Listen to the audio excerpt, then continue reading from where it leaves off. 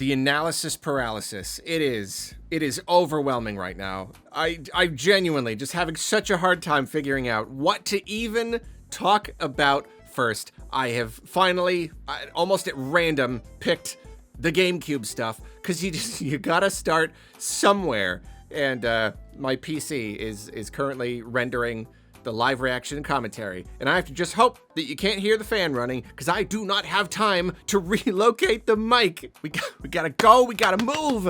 Okay, so it's finally happening.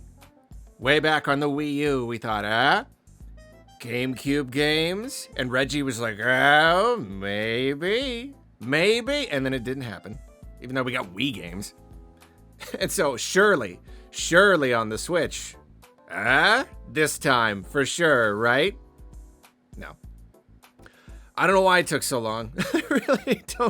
I don't quite know why it took so long. Maybe it really was just down to them wanting to make sure that they had enough processing power to do the job right, you know, to not just emulate these games, but to do it at a higher resolution and you know, give us multiplayer and all that stuff. Whatever the case, though, who cares? It doesn't matter that it took so long. It matters that it's happening at all. We're finally getting GameCube games. And there was always this question with GameCube games in particular, because like these games are ripe for remasters and remakes and what have you.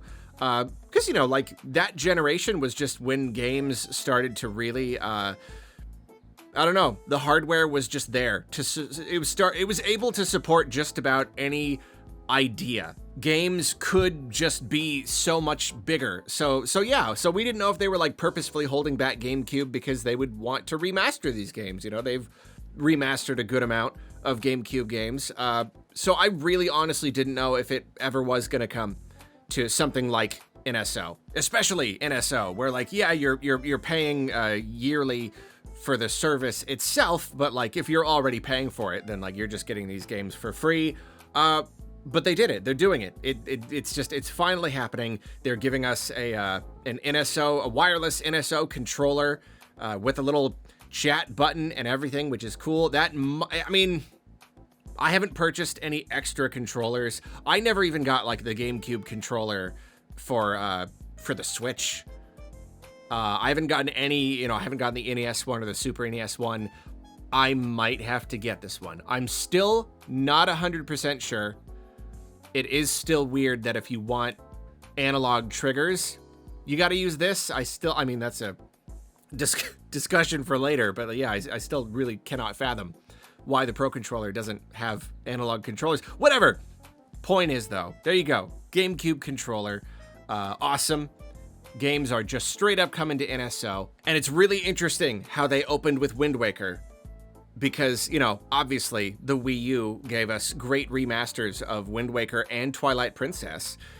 And so Wind Waker was the first game that they revealed to be coming to this service. And, it is great.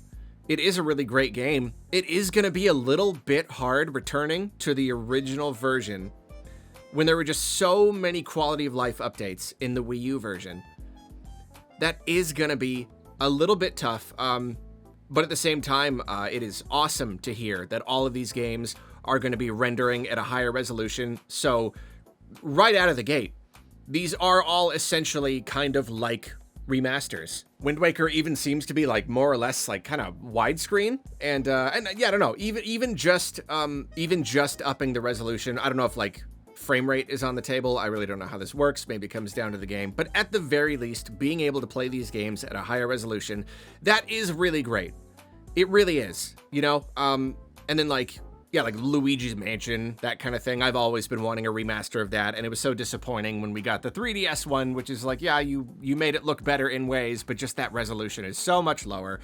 So I am excited about this. Another game that they showed off very purposefully was F-Zero GX, and that's another game really ripe for a remaster. So it's like slightly disappointing that they're not doing a full remaster, but like you almost can't even complain because it is going to look better. And they're even introducing multiplayer to these games. Like that's a big deal. That really is a big deal. Like online multiplayer for these old games, that's really and truly terrific. And, you know, obviously this kind of thing always has the potential to act as like a, I don't know, like a test for any given series. If a lot of people end up playing F-Zero GX and playing online, then that could potentially tell Nintendo that there is an audience there. You know, obviously F-Zero 99 would have been kind of a test too, but this is even more so. The fact that it is here, it's going to be on the system, it is shown off in the very, very opening reveal trailer. Hey, it's not a brand new F-Zero game, but you know, it's pretty darn good. We're finally getting some form of F-Zero GX to play. That's great.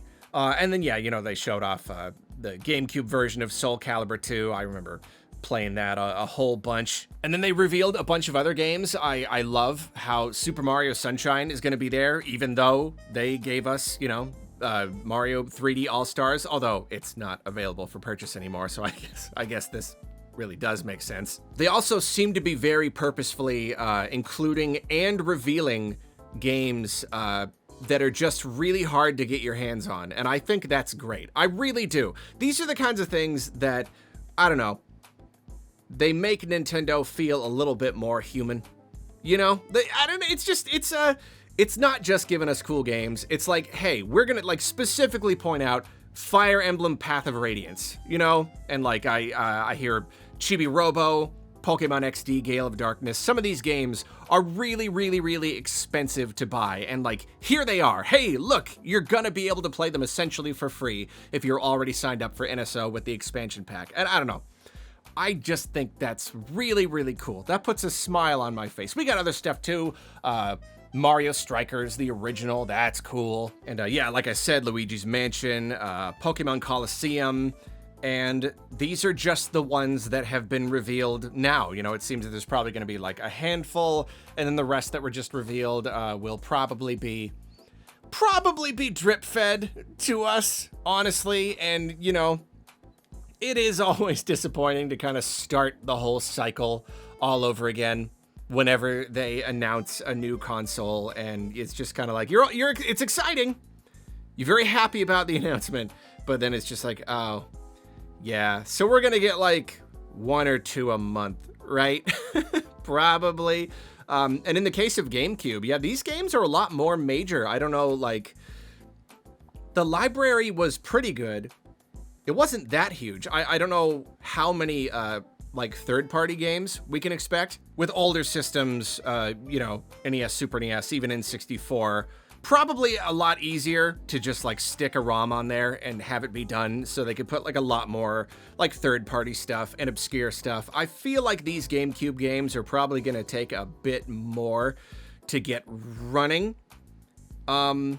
So yeah, I don't know. I don't know if we can expect to see like as many, like whenever there's like a new announcement, are we going to get like, oh, here's an NES game and a Super NES and N64 and a GameCube, or are they going to be a little bit more rare? I really don't know, but it is exciting. I love the GameCube. There are so many great games on there, and I really, really love that a lot of these games that we've been talking about, you know, incessantly, you know, anybody who's kind of new to Nintendo this last generation, they've had to hear us like blabbing about all this stuff forever. And we have already gotten a lot of like re-releases, you know, people can finally play Thousand Year Door and whatnot. It's really, really cool that now more people are going to be able to play these classic games more or less in their original forms, and be either delighted or disappointed and feel like they've been misled by people like me. But you gotta understand, at least at the time, this was the best library ever. I know like overall PS2 probably takes the cake. I didn't play as many games, but like to me, GameCube, that was the first system where it was just like, what on earth? How can you have so many amazing games on one system? So yeah, we start the whole process all over again of just hoping and crossing our fingers until they hurt that our favorite game will get announced, so that now we can play them in great comfort and convenience on our Switch 2s, even in handheld mode, higher resolutions, and in online play where applicable, and you know, like restore points. That's you know what I mean, like When it comes to old games, when it comes to janky old games, where like, especially the difficulty balancing, that's the main problem with old games. It's not even like the outdated like design philosophies. It's that like you'll play an old game and be like, why is this one level the hardest thing I've ever played? And like it was a great generation, but I can't even tell you how many times you'd start a game and get to a part like Star Fox Adventures. I've never beaten it because I'll just always reach a point where like one of the mini games and I just can't do it. It's just like too hard. So I think adding restore points, this kind of emulation with the restore, I think that does so much for a game's just playability. And obviously it can be abused and it can hinder like the original developer's vision or whatever, but I don't even care. I'm so excited to be able to play some of these games with restore points. I think it's great. So yeah, GameCube. Oh, I'm watching the render. I see the preview of the live action, the reaction commentary. Oh, the DK looks so good. Oh, DK looks so good. I gotta go. I gotta talk about DK. I'm gonna talk about DK next. See you later.